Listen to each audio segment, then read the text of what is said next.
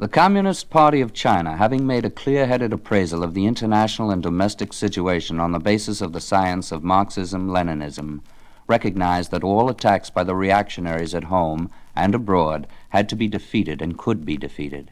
When dark clouds appeared in the sky, we pointed out that they were only temporary, that the darkness would soon pass and the sun break through. People of the world, unite and defeat the U.S. aggressors and all their running dogs.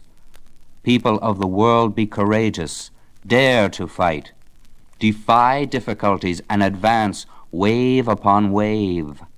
Then the whole world will belong to the people. Monsters of all kinds shall be destroyed. As far as our own desire is concerned, we don't want to fight even for a single day. But if circumstances force us to fight, we can fight to the finish. If anyone attacks us, and if the conditions are favorable for battle, we will certainly act in self-defense to wipe him out wholly and completely. We do not strike rashly, but when we do strike, we must win. We must never be cowed by the bluster of reactionaries. We are for peace, but so long as U.S. imperialism refuses to give up its arrogant and unreasonable demands and its scheme to extend aggression, the only course for the Chinese people is to remain determined to go on fighting side by side with the Korean people. Not that we are warlike. We are willing to stop the war at once and leave the remaining questions for later settlement, but U.S. imperialism is not willing to do so. All right then, let the fighting go on.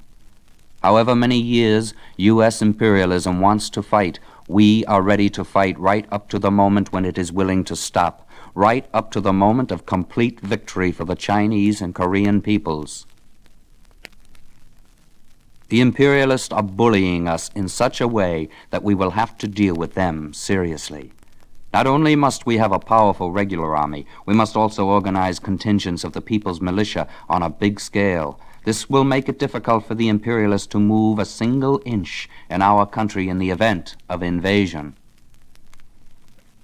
The object of war is specifically to preserve oneself and destroy the enemy.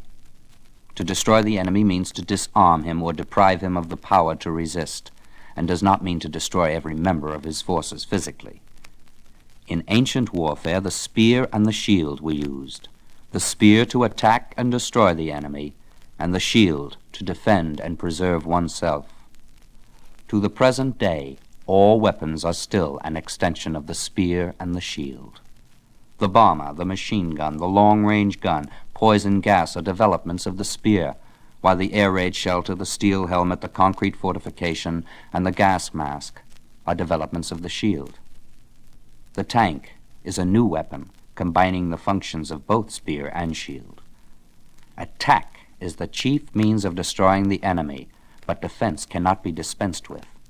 In attack, the immediate object is to destroy the enemy, but at the same time it is self-preservation, because if the enemy is not destroyed, you will be destroyed.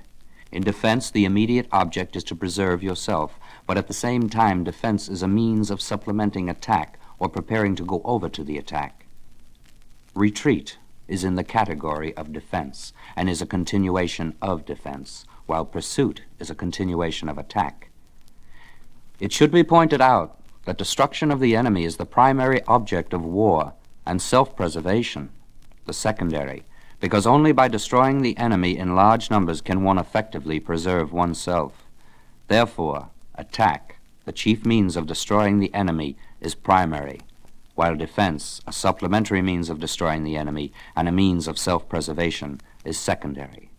In actual warfare, the chief role is played by defense much of the time and by attack for the rest of the time.